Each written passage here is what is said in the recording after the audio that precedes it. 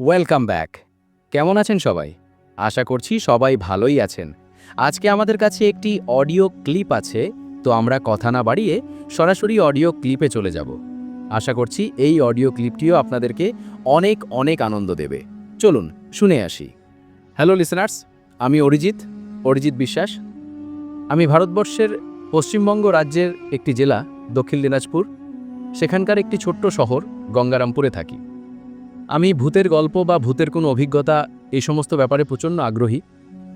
তো যাই হোক, ঘটনাটা হচ্ছে ২০০৮ সালের, এবং এই ঘটনাটা ঘটে আমার বর্তমানে যিনি স্ত্রী তার সাথে, এবং তার কাছ থেকেই আমি এই এক্সপিরিয়েন্সটা শুনি আর কি, এবং তার মতো করেই আমি এক্সপিরিয়েন্সটা শেয়ার করব আপনাদের সাথে, কিন্তু সেটা আমার নিজের ভাষায়।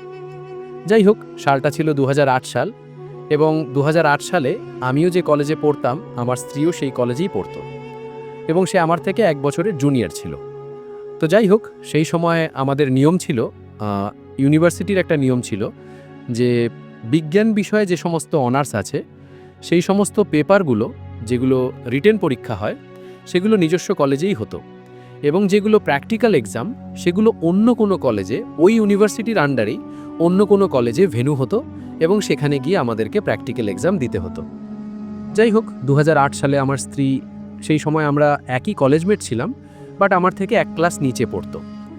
তো এটা তার কথা অনুযায়ী যে তার এক্সামের সিট পড়েছিল অন্য একটি শহরে, অন্য একটি কলেজে, সেটা হলো শিলিগুড়ি কলেজ। তো শিলিগুড়ি কলেজে যেহেতু পরীক্ষা পড়েছিল, সেখানে আমার স্ত্রী এবং তার মা, এই দুজন, তারা সেখানে যায়, এবং সেখানে পরীক্ষা যেরকম যা যা যাওয়ার কথা সেইভাবে তারা দিয়ে, সেদিন রাতে আর ফেরার মতো কোনো ব্যবস্থা ছিল না, সেজন্য তারা সেখানেই একটি হোটেল বুক করে আর কি, হোটেলে একটি রুম বুক করে। তো তারা যে হোটেলের রুমটা বুক করে, সেই হোটেলটি সেখানকার একটি নামকরা হোটেল, এবং সেই হোটেলের নাম আমি এখানে বলছি না, কিন্তু সেই হোটেলটি শিলিগুড়ির একটি খুবই নামকরা হোটেল, এবং সেখানে অনেক সময় অনেক সেলিব্রিটিরাও সেখানে থাকতো আর কি, এখনও থাকে। এবং সেই সময় ২০০৮ সালে শিলিগুড়ি বা আমাদের এখানকার যে নর্থ বেঙ্গল এরিয়া আছে, সেখানে একটা ঝামেলা চলছিল। ওই সেই গোর্খা জনমুক্তি মোর্চা, তাদের একটা নিজস্ব ইস্যু নিয়ে একটা বিশাল ঝামেলা চলছিল আর কি। তো সেই কারণে বাইরের লোকজনকে অনেকেই হোটেল রুম দিতে রাজি হতো না, বাট স্টিল আমার স্ত্রী এবং আমার বর্তমানে শাশুড়ি, তারা ওই হোটেলটিতে যায়, এবং অনেক রিকোয়েস্টের পরে তারা একটি রুম পেয়ে যায়।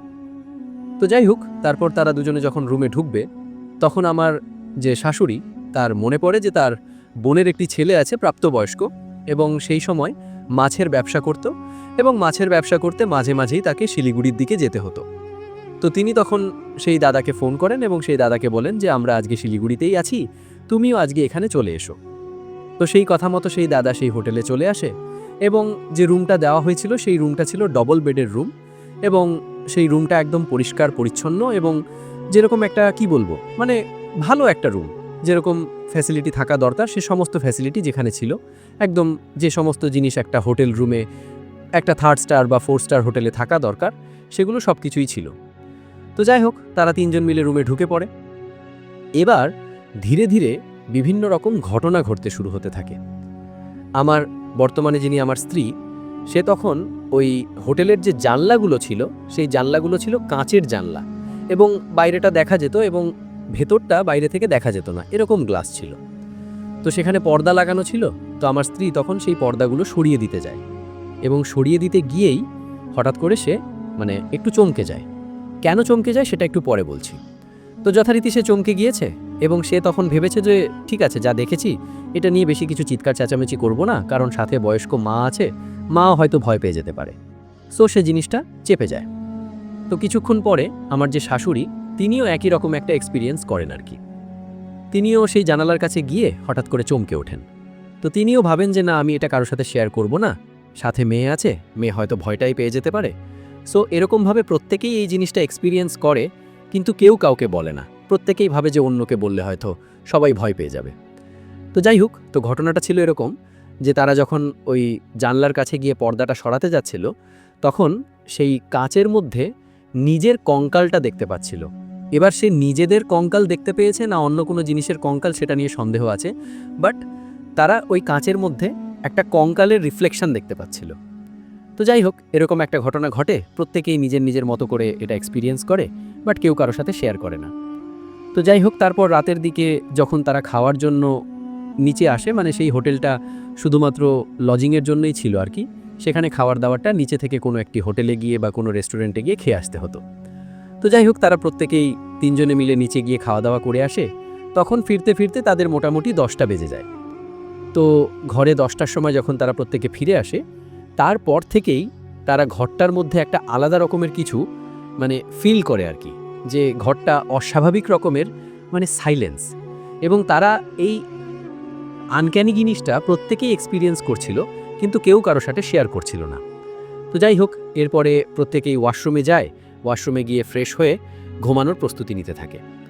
এরই মধ্যে আমার স্ত্রী যখন ওই ওয়াশরুমে যায়, তখন ওয়াশরুমে গিয়ে যথারীতি হাত মুখ ধুয়ে ফ্রেশ হয়ে বেরোতে যাবে, তখন দেখে যে দরজাটা খুলছে না।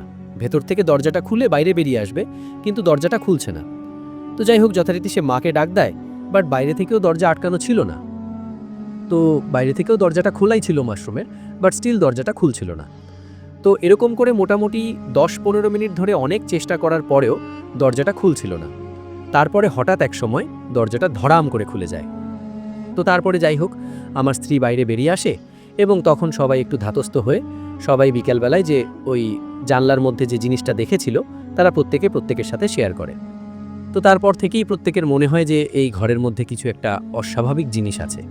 তো যাই হোক, সে সমস্ত বলার পরে তারা যেহেতু হিন্দু ধর্মাবলম্বী, সেজন্য তারা নিজেদের ঈশ্বরকে ডাকে, গায়ত্রী মন্ত্র জপ করে টরে তারা বিছানায় চলে যায়। কিন্তু ওই দাদা একটি আলাদা বিছানায়, এবং আরেকটি বেড ছিল, সেই বেডে আমার শাশুড়ি এবং আমার স্ত্রী তারা শুয়ে পড়ে।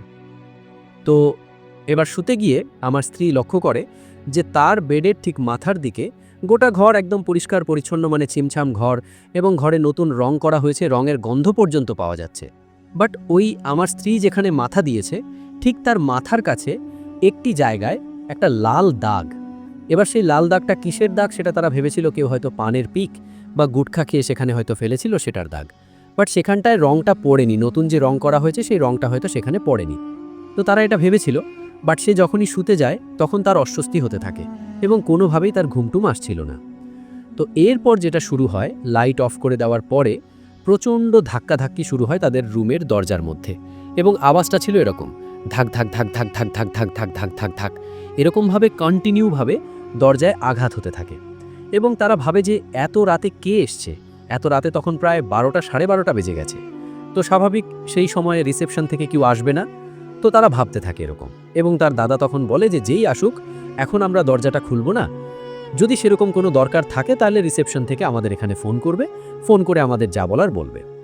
তো তারা দরজা খুলে না, কিন্তু কন্টিনিউ এরকম আওয়াজ হতেই থাকে, আঘাত পড়তেই থাকে দরজার মধ্যে।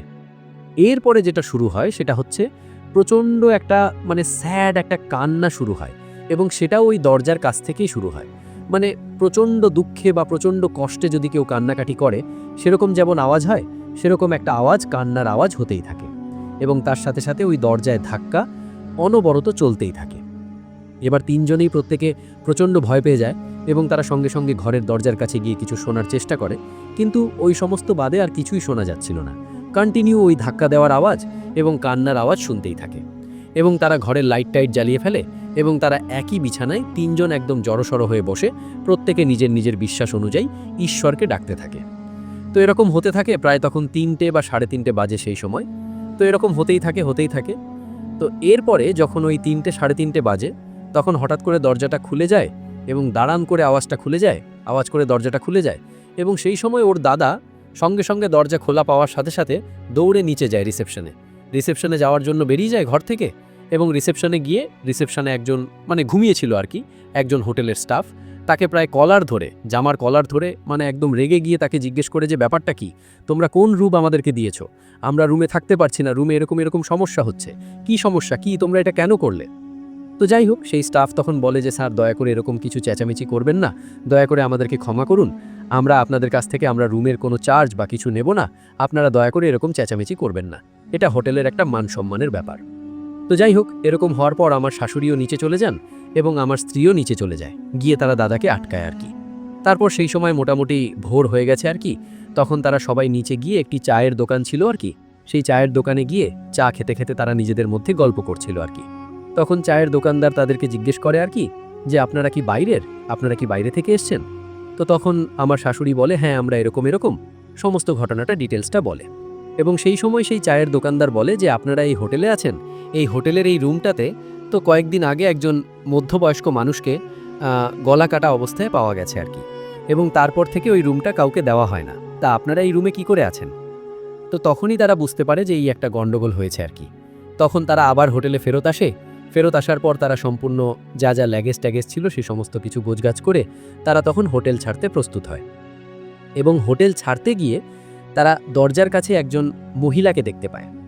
তো সেই মহিলা মানে যে রুমটাতে ছিলেন আর কি আমার শাশুড়িরা, সেই রুমটা হচ্ছে 3 তলায়, এবং 4 তলায় ঠিক সেই রুমের ওপরেই হচ্ছে ওই মহিলাটি থাকতেন আর কি। তো সেই মহিলাটি তাদের দরজার কাছে এসে দাঁড়িয়েছিলেন। তো সেই মহিলা তখন আমার শাশুড়িকে বলেন যে আপনারা ঠিক আছেন তো, আপনাদের সাথে কোনো অস্বাভাবিক কিছু ঘটেনি তো, আপনাদের সবাই ঠিক আছে তো, শারীরিকভাবে বা মানসিকভাবে আপনাদের কোনো ক্ষতিটি হয়নি তো। তো এটা বলার পরে তাকে জিজ্ঞাসা করা হয় যে আপনি কি কিছু জানেন? তখন এই মহিলা বলেন যে আসলে এই রুমে আমি অনেক দিন ধরেই আছি, আমি একটা প্রজেক্টের ব্যাপার এখানে এসেছি, প্রায় মাসখানেক হলে এই হোটেলে আছি। তো এই রুমেই একটি এরকম ঘটনা ঘটেছে, একজন মধ্যবয়স্ক পুরুষকে হত্যা করা হয়েছে এবং তারপর থেকে এই রুমের মধ্যে কেউ থাকতে পারে না এবং এই রুমটা কাউকে দেওয়াও হয় না। আমি ওই জন্যই বারবার এখানে আসছিলাম এবং আপনাদেরকে দেখছিলাম যে আপনারা সব ঠিকঠাক আছেন কিনা। তা আপনাদের আওয়াজ পাচ্ছিলাম, সেজন্য আমি নিশ্চিন্ত ছিলাম আর কি যে আপনাদের সাথে কিছু খারাপ কিছু হয়নি তো। যাই হোক, এ সমস্ত বলার পর সেই মহিলার সাথে কথাবার্তা শেষ করে আমার শাশুড়ি, স্ত্রী এবং আমার সেই দাদা তারা নিচে চলে আসে এবং রিসেপশনে গিয়ে তারা তখন বলে যে আপনারা কি ধরনের মানুষ, আপনারা হোটেলে এরকম একটা রুম দিয়েছেন, আপনারা আমাদেরকে জানাবেন না? তখন অনেক হাতে পায়ে ধরা হয় আবারও এবং তাদেরকে বলা হয় যে আপনারা দয়া করে এটা কাউকে জানাবেন না, আমাদের হোটেলের নামটা জানাবেন না কাউকে, এটা মান সম্মানের ব্যাপার। তো সেই সময় তাদের কাছ থেকে টাকা পয়সা কিছুই নেওয়া হয় না আর কি হোটেলে, জাস্ট সেই পাশের রেস্টুরেন্টে যে খাওয়া দাওয়া করে বিলটা হয়েছিল সেই বিলটাই খালি তারা নেয়, কিন্তু বাকি যে হোটেলের চার্জ সেটা তারা নেয় না আর কি। এবং তাদেরকে বারবার করে রিকোয়েস্ট করে যে প্লিজ আপনারা কারো কাছে হোটেলের নাম বা হোটেলের পরিচয়টা দেবেন না দয়া করে। তো তারপর আমাদের স্ত্রী এবং আমার শাশুড়ি এবং আমার ওই দালা তারা প্রত্যেকে বের হওয়ার সাথে সাথে সেখান থেকে গাড়ি করে নিজেদের বাড়ির উদ্দেশ্যে রওনা দেয়। তো এটাই ছিল ঘটনা, একটা ব্যক্তিগত অভিজ্ঞতা আমার স্ত্রীর মুখ থেকে শোনা। তো এটাই আপনাদের সাথে শেয়ার করলাম। যদি ভালো লেগে থাকে তাহলে অবশ্যই সবার সাথে শেয়ার করবেন। সবাই ভালো থাকবেন এবং ফুর্তিতে থাকবেন, মজায় থাকবেন। আর আপনারা সবাই আমার জন্য প্রার্থনা করবেন যাতে আমাকে এরকম কোনো এক্সপিরিয়েন্সের সম্মুখীন হতে না হয়। থ্যাংক ইউ সো মাচ, আপনার ঘটনার জন্য আপনাকে অনেক ধন্যবাদ। তো সবাই ভালো থাকবেন, আজকের মতো বিদায় নিচ্ছি। আল্লাহ হাফিজ।